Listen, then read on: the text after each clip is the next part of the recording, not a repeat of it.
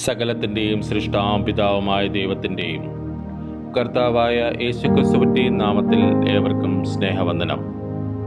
ഇന്ന് മെയ് 16.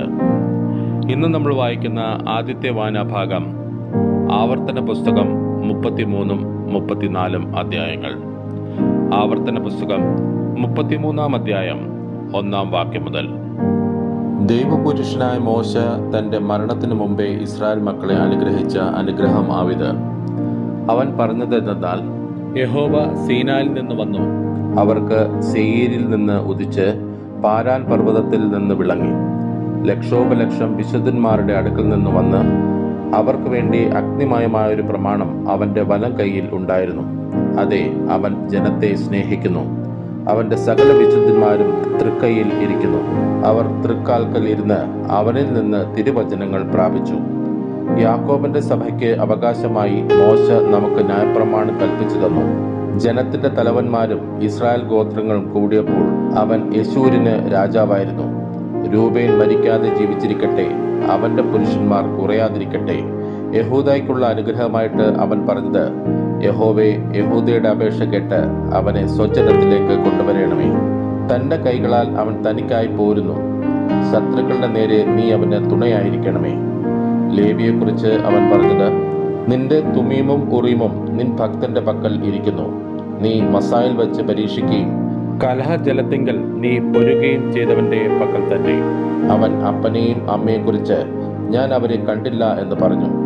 സഹോദരന്മാരെ അവൻ ആദരിച്ചില്ല, സ്വന്തം മക്കളെന്നോർത്തതുമില്ല. നിന്റെ വചനം അവർ പ്രമാണിച്ച് നിന്റെ നിയമം കാത്തുകൊള്ളുകയും ചെയ്തു. അവർ യാക്കോബിന് നിന്റെ വിധികളും ഇസ്രായേലിന് ന്യായപ്രമാണവും ഉപദേശിക്കും. അവർ നിന്റെ സന്നിധിയിൽ സുഗന്ധധൂപവും യാഗപീഠത്തിന്മേൽ സർവാംഗ ഹോമവും അർപ്പിക്കും. യഹോവേ, അവന്റെ ധനത്തെ അനുഗ്രഹിക്കണമേ, അവന്റെ പ്രവൃത്തിയിൽ പ്രസാദിക്കണമേ. അവന്റെ എതിരികളും അവനെ ദ്വേഷിക്കുന്നവരും എഴുന്നേൽക്കാതെ വണ്ണം അവരുടെ അരകളെ തകർത്ത് കളയണമേ. ബെന്യാമിനെ കുറിച്ച് അവൻ പറഞ്ഞത്, അവൻ യഹോവയ്ക്ക് പ്രിയൻ, തൽസന്നിധിയിൽ നിർഭയം വസിക്കും. താൻ അവനെ എല്ലായ്പ്പോഴും മറച്ചുകൊള്ളുന്നു, അവന്റെ ഗിരികളുടെ മധ്യേ അധിവസിക്കുന്നു. യോസേഫിനെ കുറിച്ച് അവൻ പറഞ്ഞത്, ആകാശത്തിലെ വിശിഷ്ട വസ്തുവായ മഞ്ഞുകൊണ്ടും താഴെ കിടക്കുന്ന അഗാധ ജലം കൊണ്ടും സൂര്യനാൽ ഉളവാകുന്ന വിശേഷ ഫലം കൊണ്ടും പ്രതിമാസിക ചന്ദ്രനാൽ ഉളവാകും വിശിഷ്ട ഫലം കൊണ്ടും പുരാതന പർവ്വങ്ങളുടെ ശ്രേഷ്ഠ സാധനങ്ങൾ കൊണ്ടും ശാശ്വത ശൈലങ്ങളുടെ വിശിഷ്ട വസ്തുക്കൾ കൊണ്ടും ഭൂമിയിലെ വിശേഷ വസ്തുക്കളും സമൃദ്ധിയും കൊണ്ടും അവന്റെ ദേശം യഹോവയാൽ അനുഗ്രഹിക്കപ്പെടുമാറാകട്ടെ. മുൾപടർപ്പിൽ വസിച്ചവന്റെ പ്രസാദം യോസേഫിന്റെ ശിരസിന്മേലും തന്റെ സഹോദരന്മാരിൽ പ്രഭുവായവന്റെ നെറുകമേലും വരുമാറാകട്ടെ. അവന്റെ കടിഞ്ഞൂൽ കൂറ്റൻ അവന്റെ പ്രതാപം, അവന്റെ കൊമ്പുകൾ കാട്ടുപോത്തിന്റെ കൊമ്പുകൾ. അവയാൽ അവൻ സകല ജാതികളെയും ഭൂസീമാവാസികളെയും വെട്ടി ഓടിക്കും. അവ എഫ്രൈമിന്റെ 10,000-ങ്ങളും മനശ്ശെയുടെ 1000-ങ്ങളും തന്നെ. സെബൂലൂനെ കുറിച്ച് അവൻ പറഞ്ഞത്, സെബൂലൂനെ, നിന്റെ പ്രയാണത്തിലും ഇസാക്കാരെ നിന്റെ കൂടാരങ്ങളിലും സന്തോഷിക്ക. അവർ ജാതികളെ പർവ്വതത്തിലേക്ക് വിളിക്കും, അവിടെ നീതിയാഗങ്ങളെ കഴിക്കും. അവർ സമുദ്രങ്ങളുടെ സമൃദ്ധിയും മണലിലെ നിക്ഷേപങ്ങളും വലിച്ചു കുടിക്കും. ഗാദിനെ കുറിച്ച് അവൻ പറഞ്ഞത്, ഗാദിനെ വിസ്താരമാക്കുന്നവൻ അനുഗ്രഹിക്കപ്പെട്ടവൻ. ഒരു സിംഹി പോലെ അവൻ പതുങ്ങിക്കിടക്കുന്നു, ഭുജവും നെറുകയും പറിച്ചു കീറുന്നു. അവൻ ആദ്യ ഭാഗം തിരഞ്ഞെടുത്തു, അവന്റെ നായകന്റെ ഓഹരി സംഗ്രഹിച്ചു വച്ചിരുന്നു. അവൻ ജനത്തിന്റെ തലവന്മാരുടെ കൂടെ യഹോവയുടെ നീതിയും ഇസ്രായേലുമായി അവന്റെ വിധികളും നടത്തി. ദാനെക്കുറിച്ച് അവൻ പറഞ്ഞത്, ദാൻ ബാലസിംഹമാകുന്നു, അവൻ ബാശാനിൽ നിന്ന് ചാടുന്നു. നഫ്താലിയെക്കുറിച്ച് അവൻ പറഞ്ഞത്, നഫ്താലിയെ പ്രസാദം കൊണ്ട് തൃപ്തനും യഹോവയുടെ അനുഗ്രഹം നിറഞ്ഞവനുമായി പടിഞ്ഞാറും തെക്കും കൈവശമാക്കുക. ആശേരിനെ കുറിച്ച് അവൻ പറഞ്ഞത്, ആശേർ പുത്രസമ്പത്ത് കൊണ്ട് അനുഗ്രഹിക്കപ്പെട്ടവൻ, അവൻ സഹോദരന്മാർക്ക് ഇഷ്ടനായിരിക്കട്ടെ. നിന്റെ ഓടാമ്പൽ ഇരുമ്പും താമ്രവുമായിരിക്കട്ടെ, നിന്റെ ബലം ജീവപര്യന്തം നിൽക്കട്ടെ. യെശൂരിന്റെ ദൈവത്തെ പോലെ ഒരുത്തനുമില്ല. നിന്റെ സഹായത്തിനായി അവൻ ആകാശത്തൂടെ തന്റെ മഹിമയിൽ മേഘാരൂഢനായി വരുന്നു. പുരാതനനായ ദൈവം നിന്റെ സങ്കേതം, കീഴെ ശാശ്വത ഭുജങ്ങളുണ്ട്. അവൻ ശത്രുവിനെ നിന്റെ മുമ്പിൽ നിന്ന് നീക്കിക്കളഞ്ഞ് സംഹരിക്ക എന്ന് കൽപ്പിച്ചിരിക്കുന്നു. ധാന്യവും ബീജമുള്ള ദേശത്ത് ഇസ്രായേൽ നിർഭയമായും യാക്കോബിൻ ഉറവ് തനിച്ചും വസിക്കുന്നു. ആകാശം അവന് മഞ്ഞു പൊഴിക്കുന്നു. ഇസ്രായേലെ, നീ ഭാഗ്യവാൻ, നിനക്ക് തുല്യനാർ. യഹോവയാൽ രക്ഷിക്കപ്പെട്ട ജനമേ, അവൻ നിന്റെ സഹായത്തിൻ പരിചയം നിന്റെ മഹിമയുടെ വാളുമാകുന്നു. നിന്റെ ശത്രുക്കൾ നിന്നോട് അനുസരണം നടിക്കും, നീ അവരുടെ ഉന്നതങ്ങളിൽ മേൽ നടകൊള്ളും. ആവർത്തന പുസ്തകം 34 അധ്യായം 1 വാക്യം മുതൽ. അനന്തരം മോശ മോവാബ് സമഭൂമിയിൽ നിന്ന് യെരിഹോവിനെതിരെയുള്ള നേഖോ പർവ്വതത്തിൽ പിസ്ഗാ മുകളിൽ കയറി. യഹോവ ദാൻ വരെ ഗിലെയാദ് ദേശമൊക്കെയും നഫ്താലി ദേശമൊക്കെയും എഫ്രൈമിന്റെയും മനശ്ശെയുടെയും ദേശവും പടിഞ്ഞാറെ കടൽ വരെ യഹൂദ ദേശമൊക്കെയും തെക്കേ ദേശവും ഈന്ത നഗരമായ യെരിഹോവിന്റെ താഴ്വീതി മുതൽ സോവാർ വരെയുള്ള സമഭൂമിയും അവനെ കാണിച്ചു. അബ്രഹാമിനോടും ഇസഹാക്കിനോടും യാക്കോബിനോടും ഞാൻ നിന്റെ സന്തതിക്ക് കൊടുക്കുമെന്ന് സത്യം ചെയ്ത ദേശം ഇത് തന്നെ.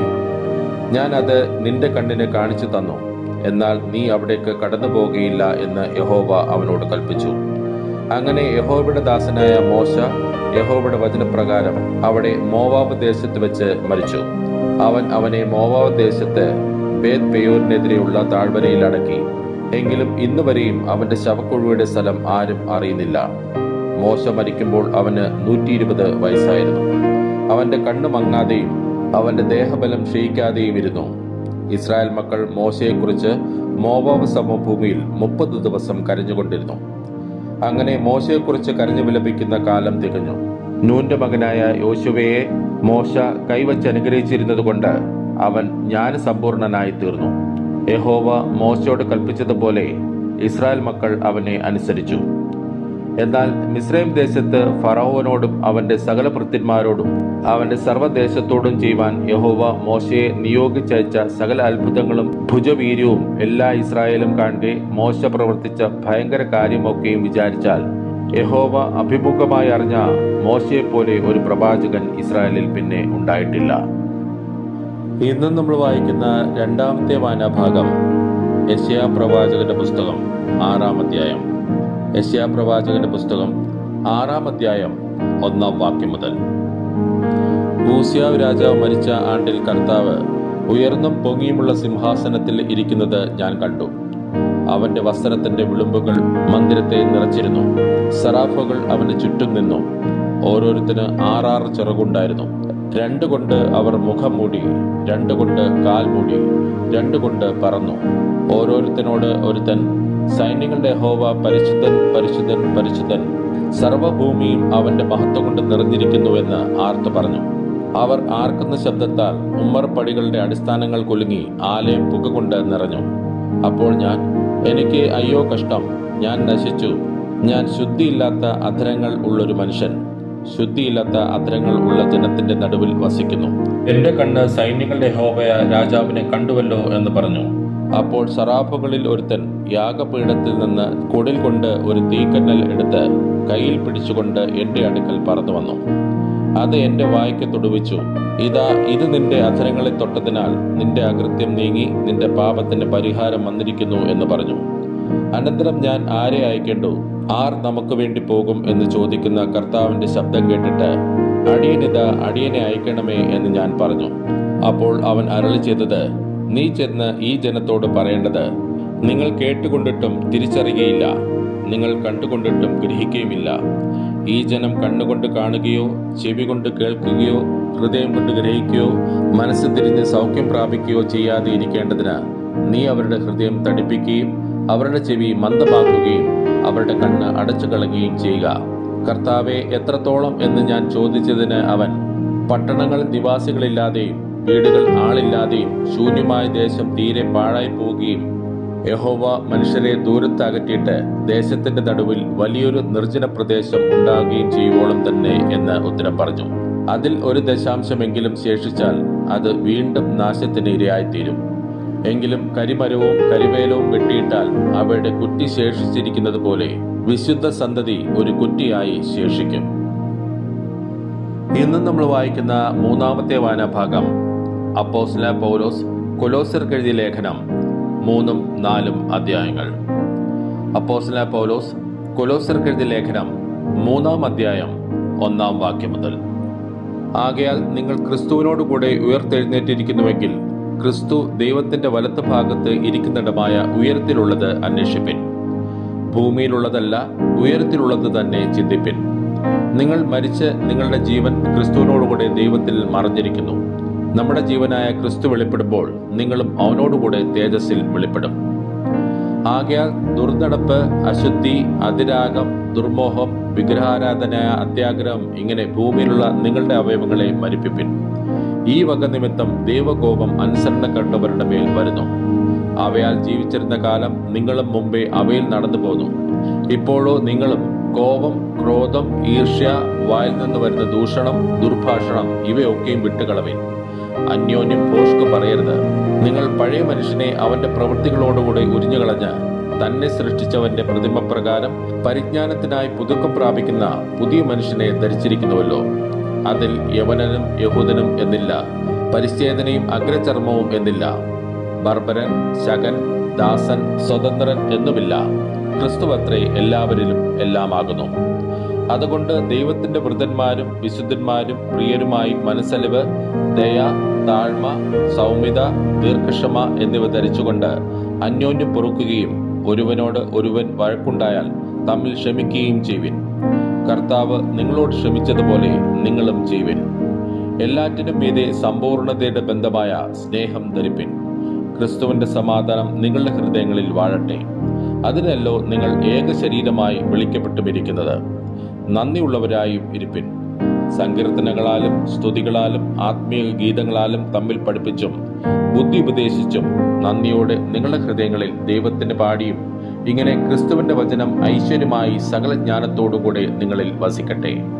വാക്കിനാലോ ക്രിയയാലോ എന്ത് ചെയ്താലും സകലവും കർത്താവായ യേശുവിന്റെ നാമത്തിൽ ചെയ്തും അവൻ മുഖാന്തരം പിതാവായ ദൈവത്തിന് സ്തോത്രം പറഞ്ഞും കൊണ്ടിരിപ്പിൻ.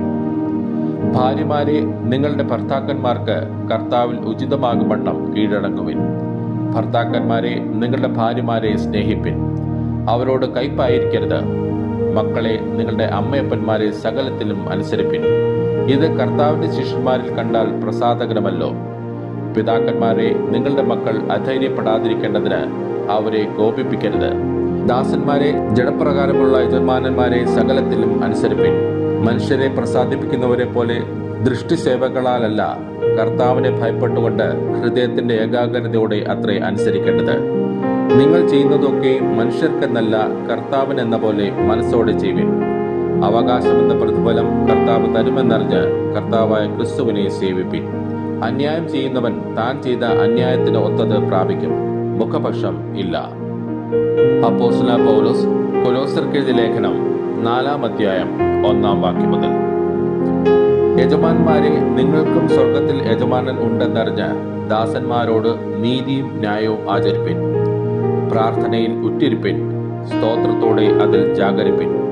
എനിക്ക് ബന്ധനകാരണമായ ക്രിസ്തുവിന്റെ മർമ്മം പ്രസ്താവിപ്പാൻ തക്കവണ്ണം ദൈവം ഞങ്ങൾക്ക് വചനത്തിന്റെ വാതിൽ തുറന്നു തരികയും ഞാൻ സംസാരിക്കേണ്ട വണ്ണം അതിനെ വെളിപ്പെടുത്തുകയും ചെയ്യേണ്ടതിന് ഞങ്ങൾക്ക് വേണ്ടിയും പ്രാർത്ഥിപ്പിൻ. സമയം തക്കത്തിൽ ഉപയോഗിച്ചുകൊണ്ട് പുറത്തുള്ളവരോട് ജ്ഞാനത്തോടെ പെരുമാറുവിൻ. ഓരോരുത്തരോട് നിങ്ങൾ എങ്ങനെ ഉത്തരം പറയണമെന്ന് അറിയേണ്ടതിന് നിങ്ങളുടെ വാക്ക് എപ്പോഴും കൃപയോടുകൂടിയതും ഉപ്പിനാൽ രുചി വരുത്തിയതും ആയിരിക്കട്ടെ. എന്റെ അവസ്ഥയൊക്കെയും കർത്താവിൽ പ്രിയദാസനും വിശ്വസ്ത ശുശ്രൂഷകനും സഹഭൃത്യനുമായ തിഹിക്കോസ് നിങ്ങളോട് അറിയിക്കും. നിങ്ങൾ ഞങ്ങളുടെ അവസ്ഥ അറിയുവാനും അവൻ നിങ്ങളുടെ ഹൃദയങ്ങളെ ആശ്വസിപ്പിപ്പാനുമായി ഞാൻ അവനെ നിങ്ങളിൽ ഒരുത്തനായ ഒനേസിമോസ് എന്ന വിശ്വസ്തനും പ്രിയനുമായ സഹോദരനോടുകൂടെ നിങ്ങളുടെ അടുക്കൽ അയച്ചിരിക്കുന്നു. ഇവിടുത്തെ അവസ്ഥയെല്ലാം അവർ നിങ്ങളോട് അറിയിക്കും. എന്റെ സഹബദ്ധനായ അരിസ്തർഹോസും ബർദമാസിന്റെ മച്ചനായ മർക്കോസും, അവനെക്കുറിച്ച് നിങ്ങൾക്ക് കൽപ്പന കിട്ടിയിട്ടുണ്ടല്ലോ. അവൻ നിങ്ങളുടെ അടുക്കൽ വന്നാൽ അവനെ കൈക്കൊള്ളുവിൻ. യുസ്തോസ് എന്ന് പറയുന്ന യേശുവും നിങ്ങളെ വന്ദനം ചെയ്യുന്നു. പരിച്ഛേദനക്കാരിൽ ഇവർ മാത്രം ദൈവരാജ്യത്തിന് കൂട്ടുവേലക്കാരായിട്ട് എനിക്ക് ആശ്വാസമായി തീർന്നു. നിങ്ങളിൽ ഒരുത്തനായി ക്രിസ്തുയേശുവിന്റെ ദാസനായ എപ്പഫ്രാസ് നിങ്ങളെ വന്ദനം ചെയ്യുന്നു. നിങ്ങൾ തികഞ്ഞവരും ദൈവഹിതം സംബന്ധിച്ചൊക്കെയും പൂർണ്ണ നിശ്ചയമുള്ളവരുമായി നിൽക്കേണ്ടതിന് അവൻ പ്രാർത്ഥനയിൽ നിങ്ങൾക്ക് വേണ്ടി എപ്പോഴും പോരാടുന്നു. നിങ്ങൾക്കും ലുവിത്തിക്കാർക്കും ഹിയപ്പൊലിക്കാർക്കും വേണ്ടി അവൻ വളരെ പ്രയാസപ്പെടുന്നു എന്നുള്ളതിന് ഞാൻ സാക്ഷി. വൈദ്യനായ പ്രിയ ലൂക്കോസും ദേമാസും നിങ്ങളെ വന്ദനം ചെയ്യുന്നു. ലുവിത്തിക്കയിലെ സഹോദരന്മാർക്കും നുംഫയ്ക്കും അവളുടെ വീട്ടിലെ സഭയ്ക്കും വന്ദനം ചൊല്ലുവിൻ. നിങ്ങളുടെ ഇടയിൽ ഈ ലേഖനം വായിച്ചു തീർന്ന ശേഷം ലുവിത്തിക്ക സഭയിൽ കൂടി വായിപ്പിക്കുകയും ലുവിത്തിക്ക സഭയിൽ നിന്നുള്ളത് നിങ്ങളും വായിക്കുകയും ചെയ്യുവിൻ. അർഹിപ്പോസിനോട് കർത്താവിൽ ലഭിച്ച ശുശ്രൂഷ നിവർത്തിപ്പാൻ നോക്കണം എന്ന് പറവിൻ. പൗലോസായ എൻ്റെ സ്വന്തം കൈയാലെ വന്ദനം. എൻ്റെ ബന്ധനങ്ങളെ ഓർത്തുകൊള്ളുവിൻ. കൃപ നിങ്ങളോടുകൂടെ ഇരിക്കുമാറാകട്ടെ. ഇന്ന് നമ്മൾ വായിച്ചു കേട്ട ഈ വേദഭാഗങ്ങളാൽ പിതാവായ ദൈവത്തിൽ നിന്നും കർത്താവായ ക്രിസ്തുയേശുവിൽ നിന്നും ഏവർക്കും കൃപയും കനിവും സമാധാനവും ഉണ്ടാകട്ടെ. ആമേൻ.